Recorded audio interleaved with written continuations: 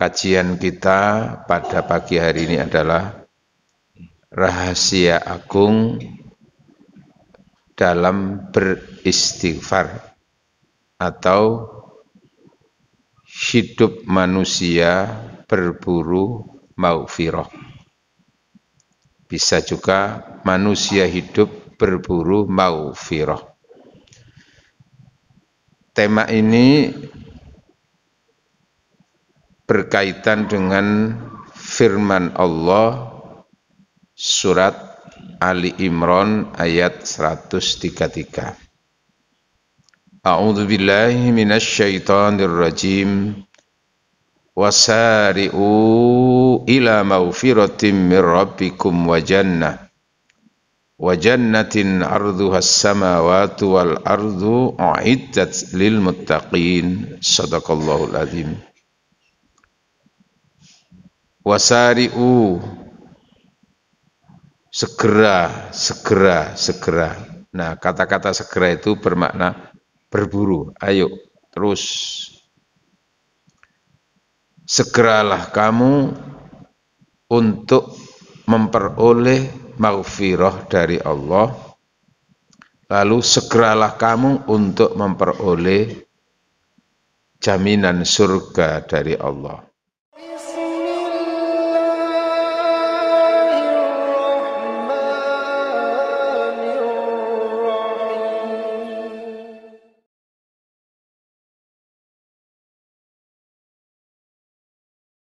Assalamualaikum warahmatullahi wabarakatuh. Bismillahirrahmanirrahim. Alhamdulillahi rabbil alamin. Wabihi nasta'in ala umurid dunya waddin. Wassalatu wassalamu ala ashrafil anbiya wal mursalin. Wa ala alihi wa sahbihi wa dhurriyyatihi ajma'in, amma ba'd. Faqad qala ta'ala a'udzu billahi minasy syaithanir rajim. Wasari'u ila maghfiratin mir rabbikum wa jannah. Shadaqallahul adzim. Hadirin wal hadirat, hamba-hamba Allah, jamaah salat subuh Masjid Raudhatul Jannah. Semuanya yang dirahmati Allah, diberkahi Allah. Alhamdulillah, bersyukur kewajiban kita seiring dan sejalan dengan nikmat rahmat Allah yang senantiasa tercurah terlimpah kepada kita. Maka salat subuh yang kita kerjakan dan kesempatan kita untuk mengikuti kajian ini, insya Allah bagian dari bukti syukur kita kepada Allah. Maka kita adalah orang-orang yang bersyukur, insya Allah selamat dunyane, selamat akhirate. Amin Allahumma amin. Kajian kita pada pagi hari ini adalah rahasia agung dalam beristighfar atau hidup manusia berburu maghfirah. Bisa juga manusia hidup berburu maghfirah. Tema ini berkaitan dengan firman Allah surat Ali Imran ayat 133. A'udzu billahi minasy syaithanir rajim. Wasari'u ila maghfiratin mir rabbikum wa jannatin arduhas samawati wal ardu uiddat lil muttaqin. Shadaqallahul adzim. Wasari'u, segera. Nah, kata-kata segera itu bermakna berburu. Ayo, terus. Segeralah kamu untuk memperoleh maghfirah dari Allah. lalu segeralah kamu untuk memperoleh jaminan surga dari Allah yang luasnya seluas langit dan bumi, uiddat yang telah dipersiapkan oleh Allah lil muttaqin untuk hamba-hambanya yang bertakwa. Hadirin yang dirahmati Allah, yang perlu kami kupas dari ayat ini adalah Allah menjejerkan, apa menjejerkan itu? Menyandingkan, memadukan dengan kata-kata wa dan bersegeralah kamu untuk mendapatkan maghfirah dan bersegeralah kamu untuk mendapatkan surga. Digandengkan. Itu ada rahasia kata menggandengkan antara maghfirah dengan jannah. Jannah selama ini yang kita maknain apa Pak? Surga nggih. Mulane masjid iki adalah surga Pak. Tapi dari kata-kata jannah itu juga punya makna. Jannah itu menggambarkan suasana yang teduh, suasana yang ayem, suasana yang tenang, aman.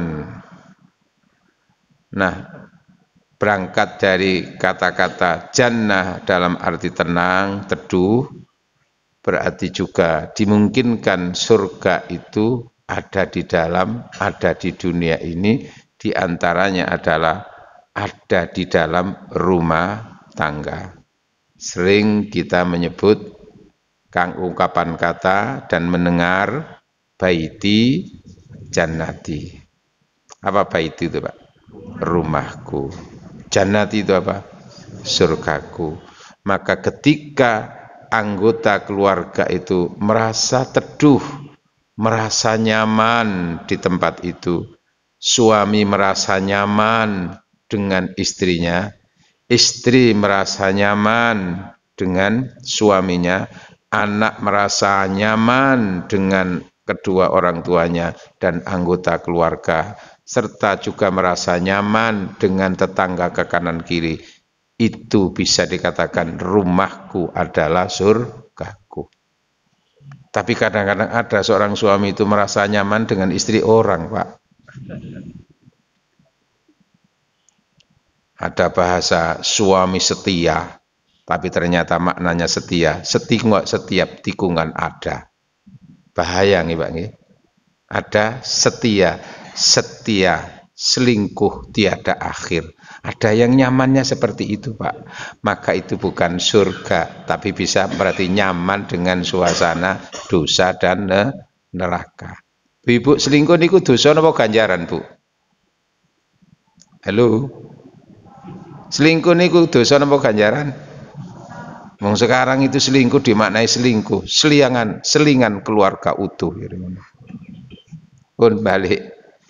Maka sesungguhnya di dunia ini juga seseorang itu bisa mendapatkan surga ketika ia merasa nyaman dengan suasana yang ada, merasa nyaman di dalam lingkungan tempat dia tinggal, khususnya di dalam rumah tangga.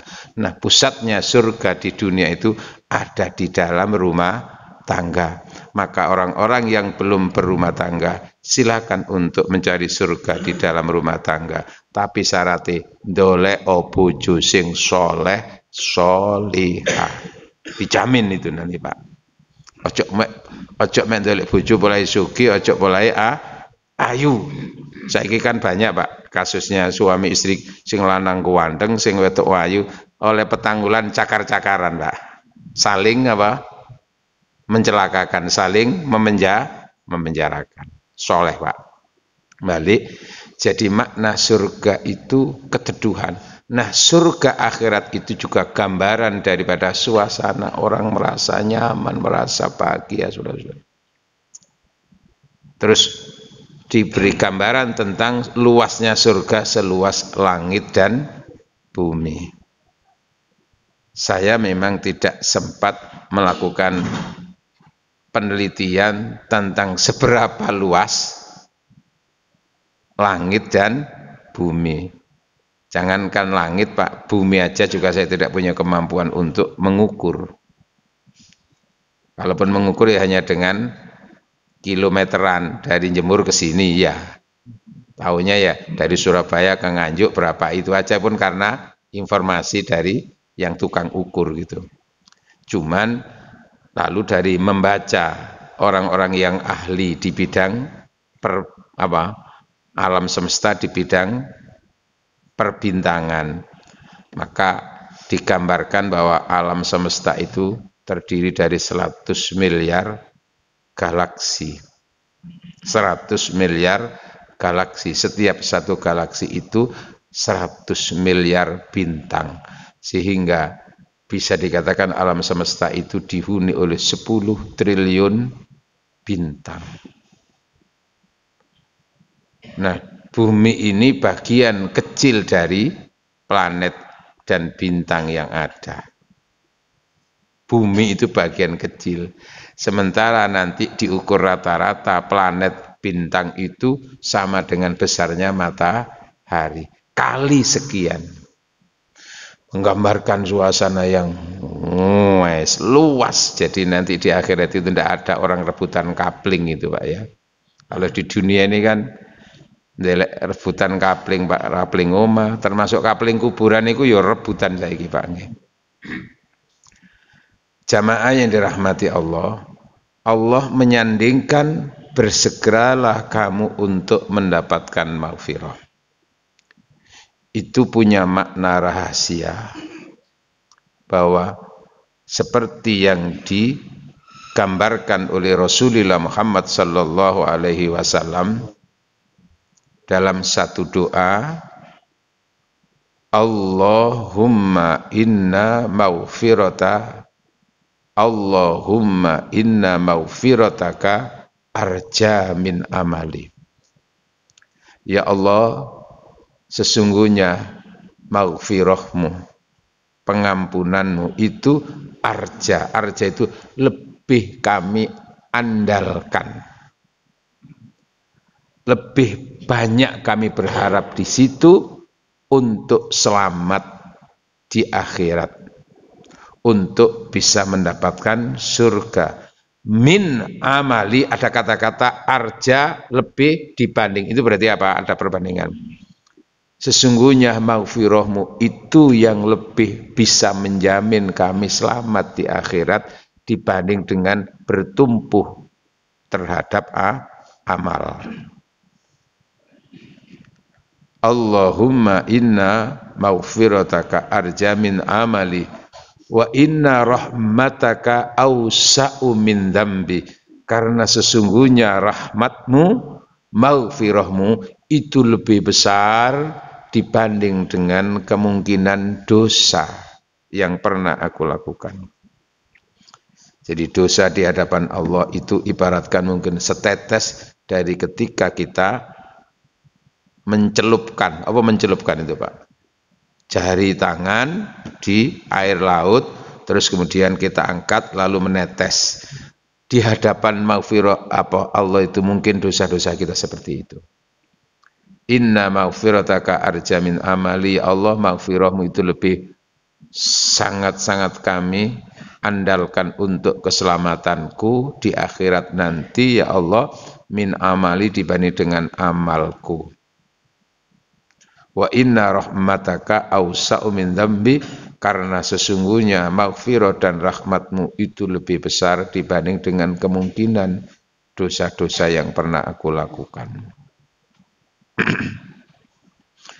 Allahumma illam akun ahlan, ya Allah kami senantiasa berburu maghfirahmu itu ya Allah dan rahmatmu itu, tapi sekiranya di hadapanmu aktivitas yang aku lakukan itu belum bisa dipakai alat untuk menggapai maghfirahmu ya Allah, menggapai rahmatmu ya Allah, farahmatuka ahlun, maka rahmatmu itu adalah ahlun, itu yang senantiasa karakter untuk senantiasa menyelimuti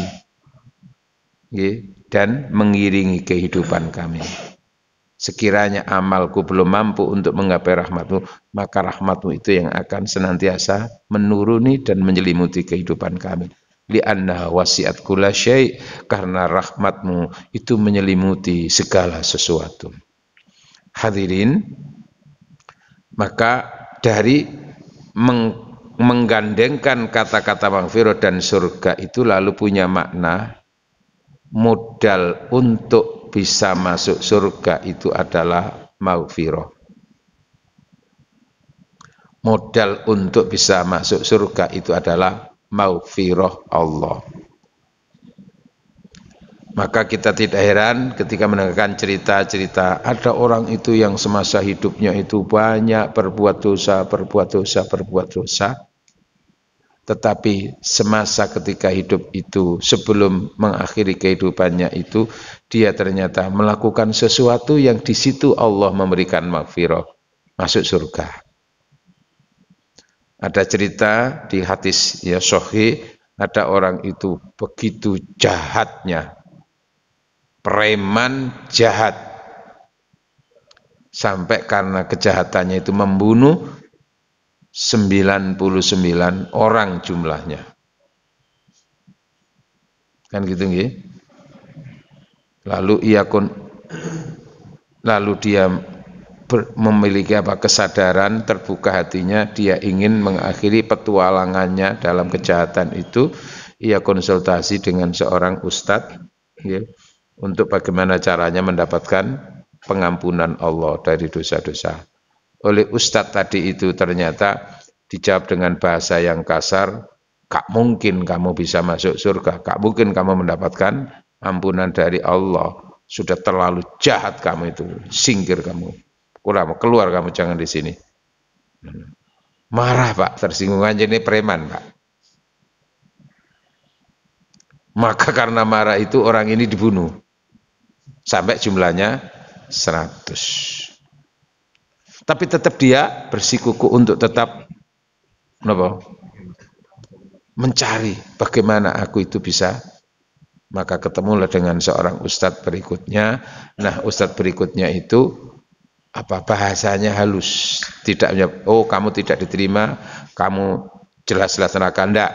Tapi coba kamu datang lagi ke seorang sana, ada seorang kiai yang lebih alim daripada saya. Di sana kamu konsultasi ya.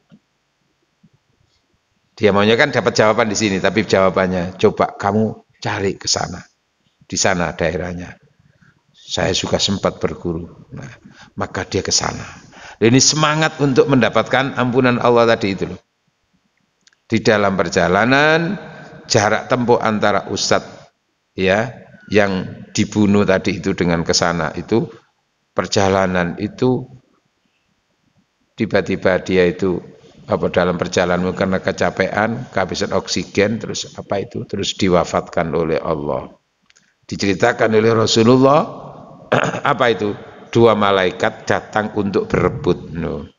Satu malaikat siksa bagian neraka, satu malaikat bagian rahmat, malaikat bagian pengampunan, malaikat bagian surga. Berebut. Gak iso wong iki dosane nemen kok neraka nggone bagianku iku.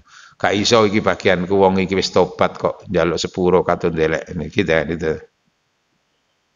Ini maka akhirnya apa ini?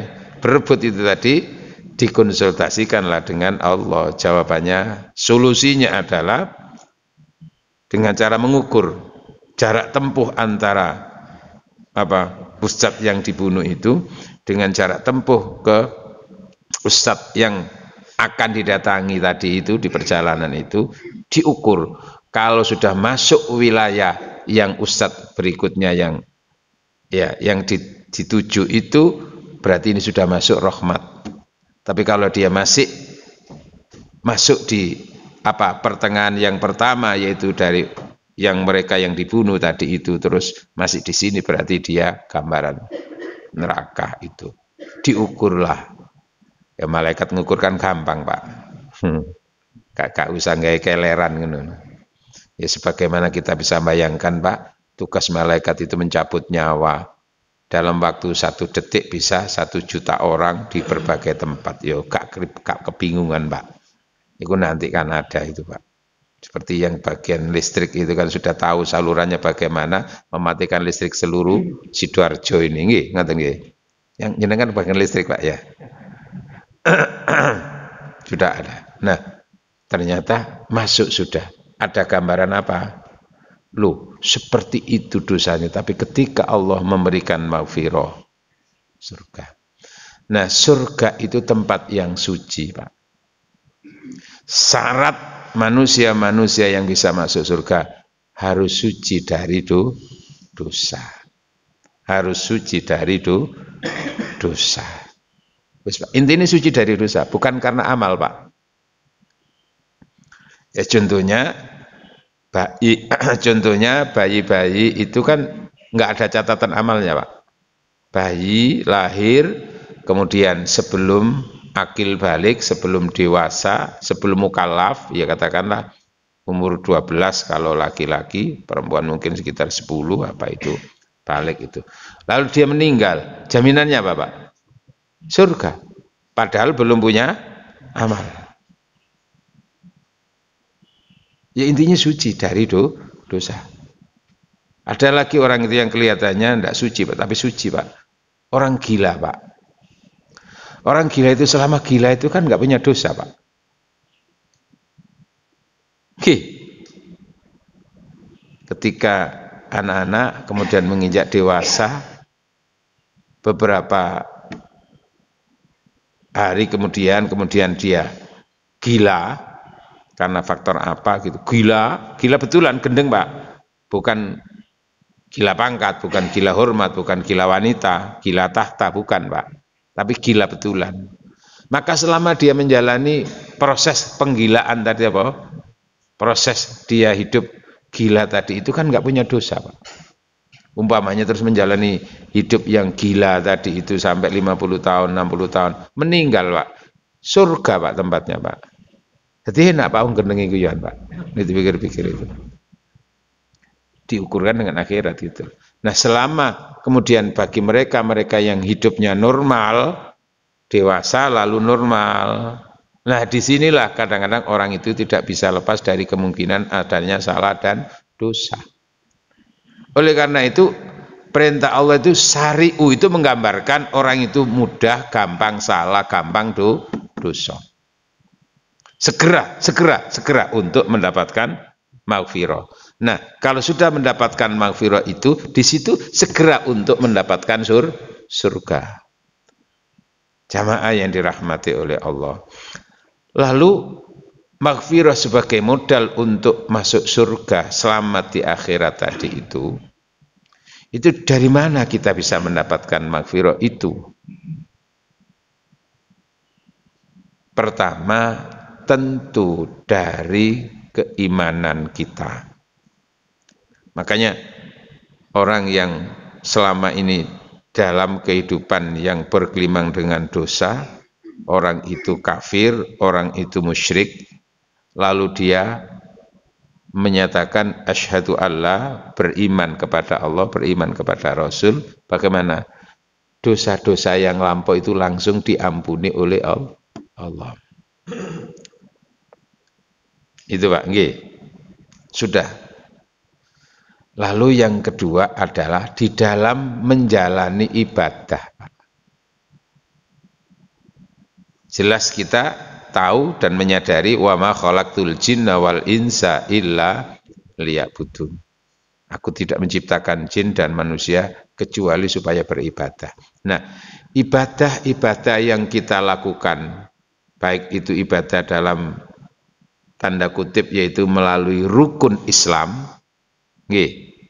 Setelah bersyahadat beriman kan lalu sholat, kemudian puasa, ya, kemudian juga bersedekah, zakat, kemudian haji. Itu semuanya satu sisi akan mendatangkan pahala, tapi satu sisi itu mendatangkan maghfirah dari Allah. Puasa itu yang telah kita lakukan 1 bulan yang lampau, sudah lewat sih Pak ya. Itu kan pertama jaminannya kan pahala. Dan pahala orang berpuasa itu enggak pakai terukur, enggak pakai dihitung. Nggih. Enggak pakai dihitung. Kenapa? Karena di dalam puasa itu menggambarkan ibadah yang XL.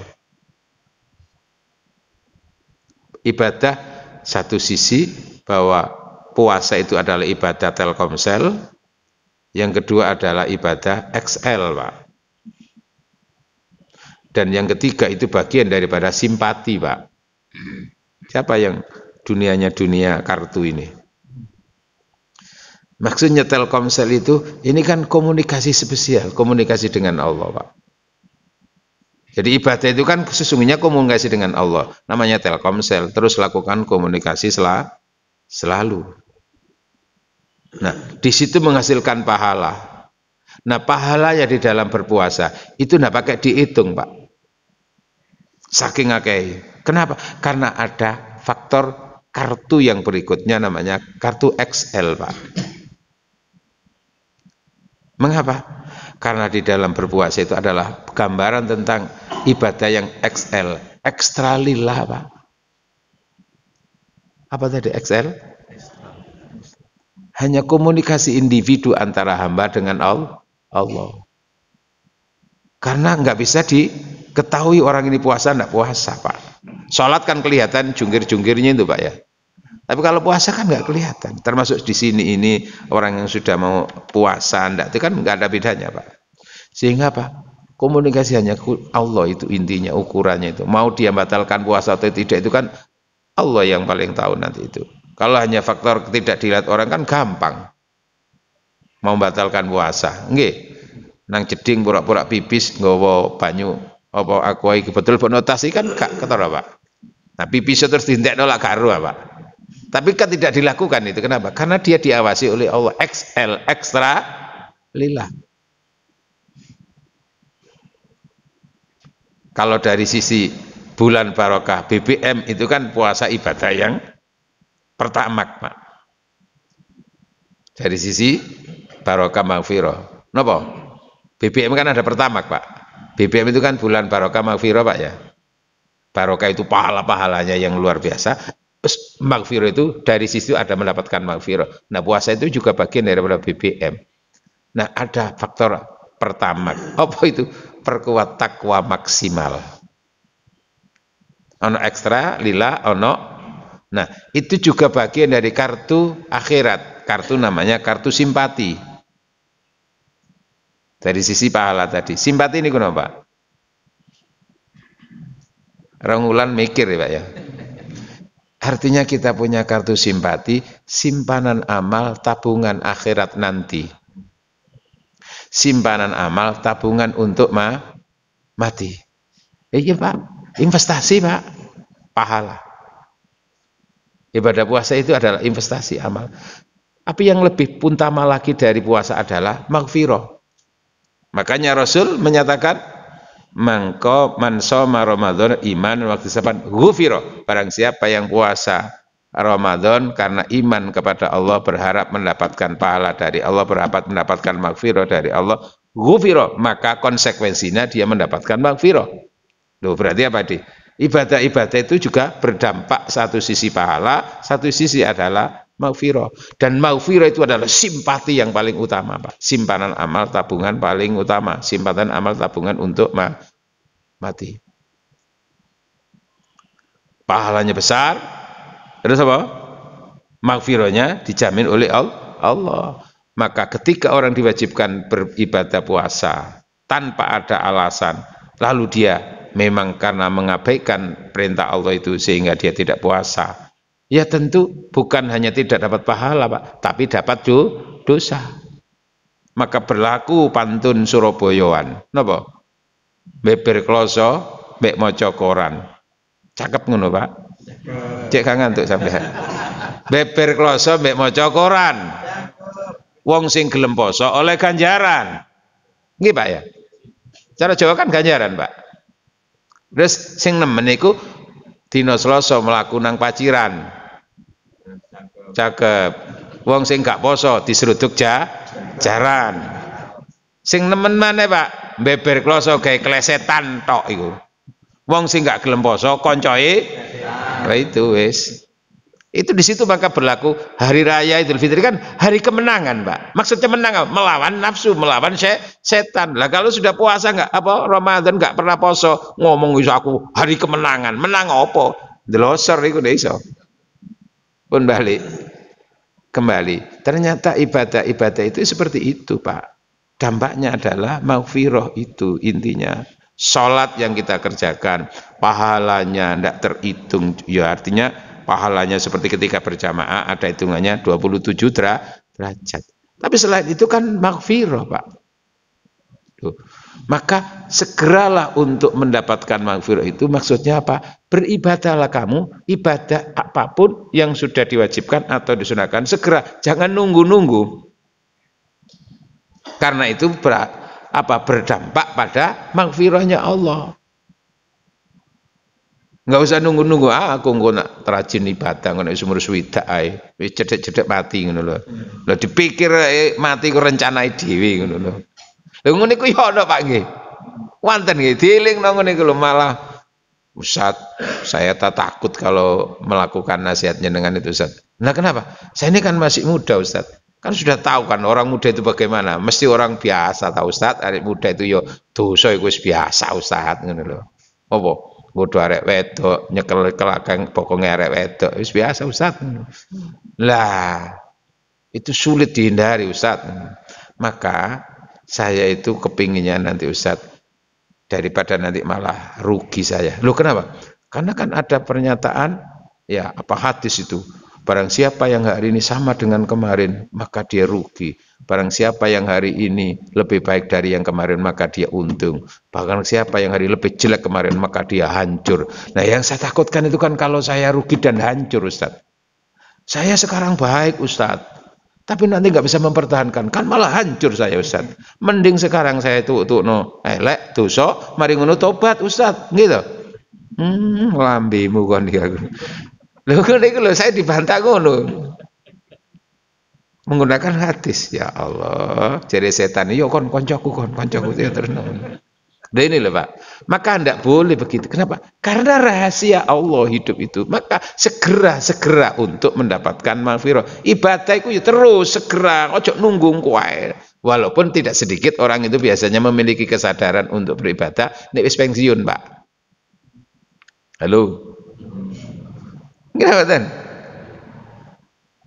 Nah rata-rata wong sing ngurusi masjid itu rata-rata umure wis swidak. Pensiun. Jarang saya menemukan takbir masjid lah umur 30, umur selawi ngene. Gitu mboten? Dijak ngurusi wah urusane wong tua-tua iku ngono. Kenapa? Karena kesadaran spiritual itu biasanya muncul ketika usia-usia seperti itu. Maka beruntunglah kita-kita yang sudah mencapai usia 50 lalu di situ muncul kesadaran. Kan gitu, Pak. Makanya dalam berumah tangga saja kadang-kadang seorang istri itu kan punya ideal-ideal gitu. Ketika masih masa-masa pacaran, idealitas cinta seorang perempuan itu kan ketampanan, Pak.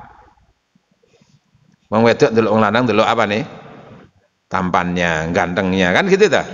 Yang buat ketertarikan itu. Nanti kalau sudah menjadi suami istri, telung bolo, petang bolo, itu yang diharapkan dari istri itu adalah kemapanan, Pak. Mapan itu, Pak. Punya pekerjaan tetap suaminya itu. Terus gak diteluk ganteng gimana, Pak? Halo? Betul apa betul? Nah, gede cukur ganteng tapi nggak punya penghasilan, nggak punya pekerjaan tetap. Pokoknya blenger ndelok ngono. Dipangan gantengnya. Maka idealnya di situ. Punya pekerjaan tetap, mapan wisan nggih. Tapi yang lebih inti lagi kalau sudah 40 50, idealnya seorang istri dari suami itu punya jabatan iso. Bukan hanya mapan, bukan hanya pekerjaan, tapi ada kedudukan istimewa, punya jabatan apa, dari kasih, kabit, kepala, dan nggih kan gitu toh. Kenapa? Karena dari situ ada tunjangannya lebih. Ngaten nggih. Apa namanya itu? Tadi apa? Selain kemapanan adalah kedudukan dan jabatan. Setelah usia 50 ke 60 nanti idealnya seorang istri dari suami itu adalah apa? Kesetiaan, Pak. Kenapa? kok kesetiaan, Pak. Soalnya di usia 50, 60 itu bagi seorang laki-laki itu ada istilah namanya puber kedua apa ketiga, Pak. Gimana, Pak? Nggih, kira-kira ngono ya. Namanya STMJ, Pak. Setengah tua makin jos. Sementara kadang-kadang itu tidak diimbangi oleh perempuannya, Pak. Karena kalau sudah perempuan umur 50, 55, 60 itu beda, Pak. Apa? Fokus kehidupannya dari pasangan itu, dari keluarga itu, Pak. Apa, Pak? Di sini, Pak. Sehingga dari sisi itu mungkin tidak mampu mengimbangi apa itu?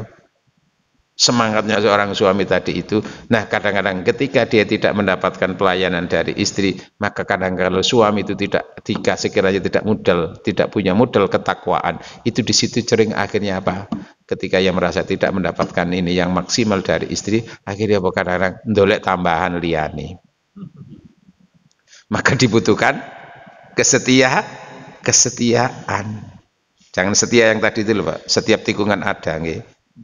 Kesetiaan, keistiqomahan dalam membangun cinta. Lah kalau sudah 60, 70, harapannya orang istri kepada suami itu ketakwaan, Pak. Wis tuwa, sudah umurnya di atas Rasulullah. Kate-kate model kasih arek nomor-nomor 30 petang puluh. Wis apa yang diharapkan ketakwaan. 70, 80 apa persiapan, Pak. Wis persiapan apa? Nah itu makanya harus punya kartu simpati. Balik, Pak. Jadi mendapatkan maghfirah itu melalui ibadah-ibadah. Maca Quran satu sisi pahala, tapi di situ juga maghfirah nanti, Pak. Sehingga karena Rasul menyatakan apa? Wa'at bi sayyi'atal hasanata. Kamu kalau pernah berbuat salah, berbuat dosa, ojo terus-terus dosa. Segera ikuti dengan kebaikan-kebaikan kamu. Tamhuha, karena kebaikan-kebaikan kamu itu akan mendatangkan maghfirah, menghapus dosa.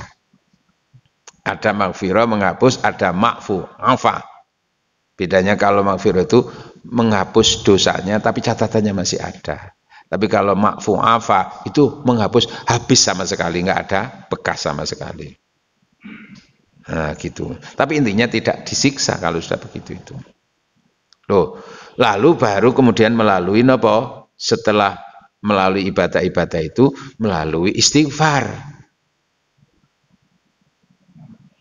Istighfar artinya apa? Menggunakan kata-kata astaghfirullahaladzim. Sehingga yang kita tahu ada namanya Sayyidul Istighfar.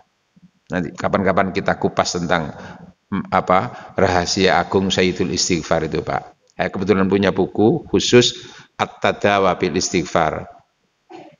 At-Tadawa itu apa? Proses untuk kesehatan melalui istighfar. Ada. Nah, istighfar ini juga segera. Jadi melalui ibadah, melalui istighfar, ada Sayyidul Istighfar. Jaminan Rasulullah bagaimana? Barang siapa yang membaca Sayyidul Istighfar ketika pagi hari, lalu diwafatkan oleh Allah ketika siang hari itu, kutibat dia dicatat ahli surga.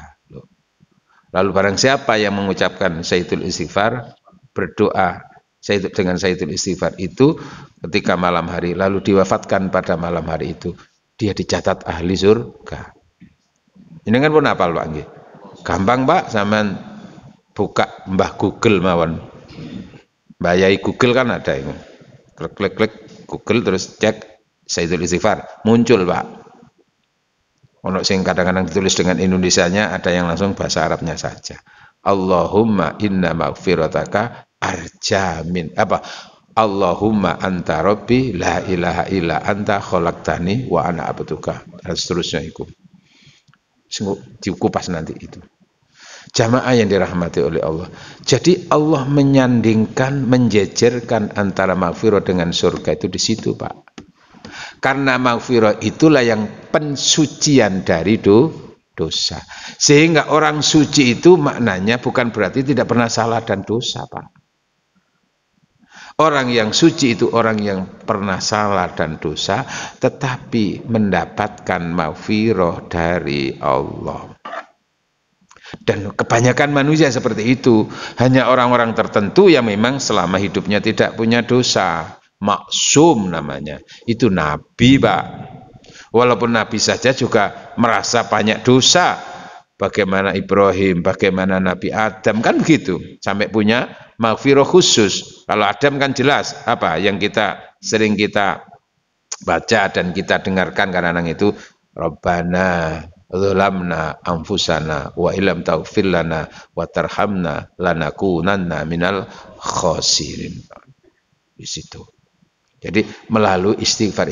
Minimal istighfar itu adalah melalui kalimat astaghfirullahaladzim atau astagfirullah, rotok dawa astaghfirullahaladzim, rotok dawa astaghfirullahaladzim alladzi la ilaha illa huwal hayyul qayyum wa atubu ilaih.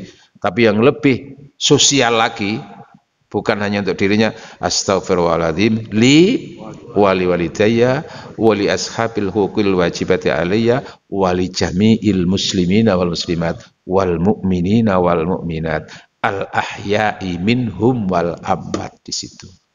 Dan itu sejalan dengan perintah Allah kepada Rasulullah, wastaghfir li dzambika walil mu'minina wal mu'minat, surat Al-Hasyr ayat 18 kalau nggak salah, 19. Dan beristighfarlah kamu wahai Nabi untuk dosamu. Sebetulnya Nabi itu punya dosa-dosa apa? Bukan karena maksiat, Pak. Bukan karena maksiat. Tapi kok atas dosa kamu gitu loh ya, Pak. Karena nanti tingkatan dosa itu beda, Pak, dengan seperti yang kita pahami, Pak. Nah, itu nanti ada tingkatan istighfar, Pak. Terus pokoknya ono ae ngote wae, Pak. Apa itu? Derajat istighfar, Pak. Catat jenengan, Pak, itu, Pak. Dan beristighfarlah kamu untuk dosa-dosa kamu, walil mu'minina wal mu'minat, dan untuk mukmin laki, mukmin perempuan. Itu juga memberikan gambaran bagi kita juga beristighfar itu untuk diri dan beristighfarkan keluarga, beristighfarkan untuk sesama muslim, Pak. Termasuk yang hidup dan yang mati, Pak. Loh, istighfar, Pak. Hadirin yang dirahmati oleh Allah. Maka Rasul menyatakan, ini yang lebih tajam lagi itu hubungannya dengan antara maghfirah dan surga. Dalam satu hadis dinyatakan, la yadkhulu ahadukum al jannata bi amali. Seseorang di antara kamu tidak bisa masuk surga dengan semata-mata bertumpuh kepada amal. Kila, Rasul ditanya, ya Rasul wala anta, termasuk panjenengan ya Rasul tidak jaminan surga itu karena amal. Wala ana, aku juga tidak dijamin masuk surga dengan amalku. Wala ana. Begini aja, Pak, menggunakan logika, Pak. Kita bisa beramal itu kan hanya semasa hidup itu, Pak. Berapa tahun kita? Antara 50, 60, 70, 80, 90. Wonten sing 90 Pak mriki, Pak. Apa Maria Timur pinten? Jenengan masih STNK jenengan niku. Setengah tua nanging kuat. Ya. Ayo, sing bagian nginceng niku, bagian foto-foto niku termasuk STMJ. Senajan tua makin jos itu. Nah, kita beramal itu kan ketika selama kita berumur itu. Katakan kita menumpuk-numpuk pahala kan ya selama kita beramal itu kan gitu. Kecuali ada tambahan jariah tadi itu. Nah, sehingga kalau amal itu dipakai ngukur untuk dapat pahala surga nanti itu, ya sebatas dia beramal itu, Pak, umurnya berapa. Sementara akhirat itu kan selamanya, Pak. Katakan jangankan surga, alam barzakh saja kan sudah ada kehidupan, Pak, di situ antara nikmat dan siksa, Pak. Lah di alam barzakh itu kan mendapatkan nikmat, itu kan diukur dengan umur di dunia berapa selama beramal itu. Terus nanti di surga, kalau hanya diukur dengan amal, ya sebatas dia beramal berapa tahun itu. Sementara akhirat itu, surga itu kholidin, kalau sudah surga itu selamanya, Pak. Loh, iso. Terus dari sisi yang lain, Pak. Kenapa kok bukan amal, Pak? Kila wala ana termasuk saya tidak bisa mengandalkan amal itu. Illa ayyataghammadani Allah, kecuali Allah menyelimuti aku dengan rahmatnya. Salah satu wujud rahmat itu ya pengampunan Allah. Pengampunan Allah atas kemungkinan kita berbuat dosa. Nah, Rasulullah kalau dari sisi dosa maksiat enggak pernah, Pak. Tapi Rasul itu merasa berdosanya bukan karena dosa maksiat, tapi apa? Merasa berdosa karena ia belum mampu untuk mempertanggungjawabkan nikmat Allah. Kan jelas Allah menyatakan tsumma latus'alunna yauma idzin anin naim. Semua orang itu di dunia ini sudah diberi nikmat oleh Allah. Nah, nikmat yang diberikan oleh Allah itu nanti ada pertanggungjawabannya. Ketika nikmat itu harus dipertanggungjawabkan, itu lalu diukur dengan apa? Dengan amal, Pak. Terus sekarang nikmat Allah yang mana yang harus dibayar dengan amal? Atau amal mana yang kita bisa pakai untuk membayar nikmat Allah itu? Jangankan seluruh nikmat Allah, satu nikmat saja amal itu gak bisa cukup untuk amal itu membayar, Pak. Contoh, kita setiap detik sekian itu menghirup udara, menghirup oksigen. Berapa kita harus bayar oksigen itu dengan amal kita? Makanya ada riwayat, ada orang Arab itu karena umurnya sudah umur 78, terus dia melakukan perjalanan kehabisan oksigen, dia akhirnya sampai semaput, Pak. Apa semaput itu? Ya, bahasa Cina pingsan, bahasa Jepang semaput, kalau bahasa Maduranya tebal ya, semaput. Maka dia dibawa ke rumah sakit, dikasih oksigen untuk ini. Setelah 24 jam dinyatakan sembuh, disodori oleh rumah sakit, selama 24 jam tadi itu kenanya sekitar 24 juta. 2.500.000 per apa itu? Pokoknya itu lalu bayar 24 juta. Bayar oksigen tadi itu mahal. Menangis, Pak, orang ini. Menangis bukan karena bayar 24 jutanya itu, Pak, tapi menangisnya, ya Allah, aku dikasih oksigen hanya sekian 24 jam, harus menghabiskan segini, sementara aku sudah sekian juta jam aku tidak pernah bayar oksigen dari Allah Subhanahu wa taala. Oh, loh, itu contoh, Pak. Satu nikmat, Pak. Belum nanti nikmat mata, belum nikmat ini, nikmat ya Allah. Maka Rasul menangis seperti itu diantaranya. Nah, kita itu tidak nyucuk, Pak, kalau mengandalkan amal. Maka maghfirah Allah tadi diantaranya adalah atas ketidakmampuan siapapun bisa mempertanggungjawabkan nikmatnya itu. Maka di situ maghfirahnya Allah, rahmatnya Allah, ya sudah. Makanya kan cerita jelas itu, annalillahi ibadan ya'budunallah, ceritanya Rasul kepada Jabir, Rasul kepada Jabir, nah Rasul tentu dari malaikat Jibril. Annalillahi ibadan, Allah itu memiliki seorang hamba yang dulu hidupnya selama 500 tahun. Kalau dulu kan memang panjang-panjang, Pak. Hanya beribadah kepada Allah tanpa sedikit pun berbuat dosa, karena ia tinggal di sebuah pulau semedi, ibadah, zikir, mangan ya di situ dari buah-buahan, minum ya di situ dari air yang ada sumber di situ itu, sampai 500 tahun, Pak. Lalu dia berdoa, ya Allah, sewaktu-waktu aku sekiranya engkau panggil, ya Allah, aku mohon supaya engkau panggil dalam keadaan aku bersujud kepadamu. Boleh Allah dicukupi itu permintaan doa itu, dia meninggal dalam keadaan sujud. Sudah bayangan kita, ya Allah, orang ini nggak punya dosa ini, ibadat toh, surga. Maka oleh Rasulullah digambarkan, falamma a'ruju, ketika Mi'raj, aku diperlihatkan orang itu sepertinya sudah di hari kiamat, sudah mempertanggungjawabkan apa yang dia jalani selama hidup itu. Di depan malaikat, perintah Allah, wahai malaikat, masukkan orang ini ke dalam surga. Malaikat bertanya, ya Allah, apa yang diharapkan? Andalannya orang ini masuk surga karena apa, ya Allah? Karena rahmatku. Lah, hamba Allah ini kan merenggan, itu kan protes. Ya Allah, saya masuk surga mestinya kan karena prestasi amal, ya. Saya sudah 500 tahun beribadah, kok saya masuk surga karena rahmat-Mu? Lalu di mana amal saya ya Allah? Aku ingin tahu. Kok enggak ada artinya amal saya ini kalau begitu aku masuk surga? Hai manusia, perhatikan nanti. Malaikat ambil itu nikmat satu yang aku berikan kepadanya, timbang dengan amalnya selama 500 tahun. Ternyata amal 500 tahun itu dipakai membayar satu nikmat, yaitu nikmatul absor, nikmat mata. Habis. Lihat kamu, apa yang kamu lakukan? Maka berarti kamu belum bisa mempertanggungjawabkan nikmat. Sudah, berarti kamu masuk neraka. Nangis, ngapunten ya Allah, aku loh sombong. Nah, artinya menyombongkan amal di depan Allah itu. Kamu hidup dari siapa?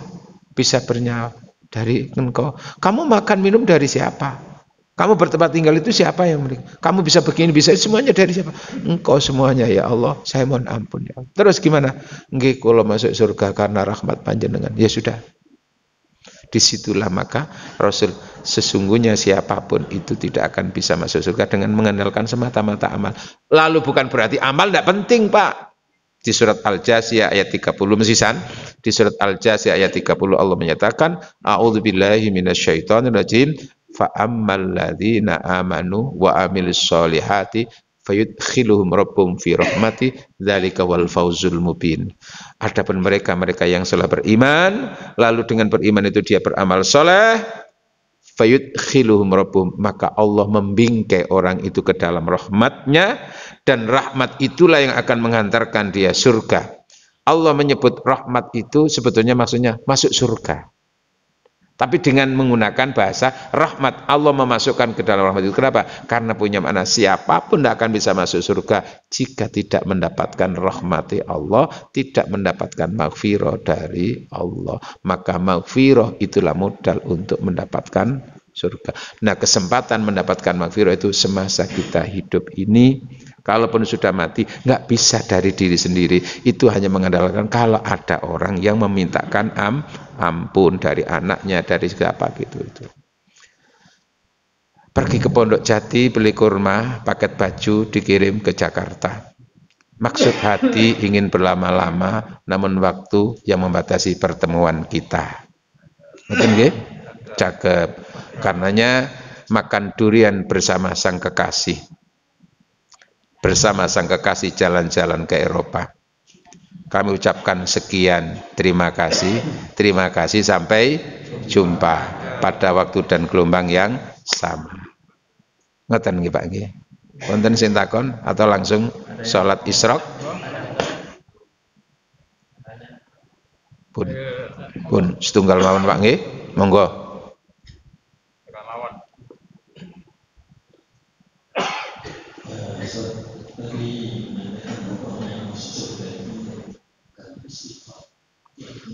Karena maghfirah lebih luas daripada istighfar, Pak. Nggih, pun nggih. Melakukan kesyirikan seperti dia membawa modal seperti kesyirikan jimat. Saya kalau kemana-mana kalau membawa ini saya bisa selamat. Ini kan berarti menyandarkan kepada satu berkat. Nggih. Yang bukan soal istighfar, apakah demikian juga akan diukur dan bagaimana dia akan? Iya. Jadi gini Pak, memaknai syirik itu, jadi intinya memang jelas syirik itu menghapus pahala-pahala itu Pak. Bapak syirik itu dosa terbesar.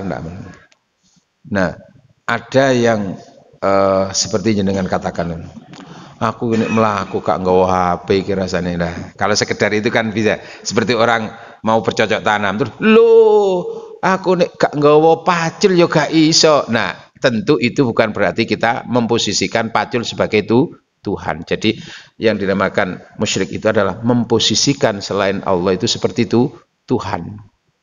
Gitu loh Pak.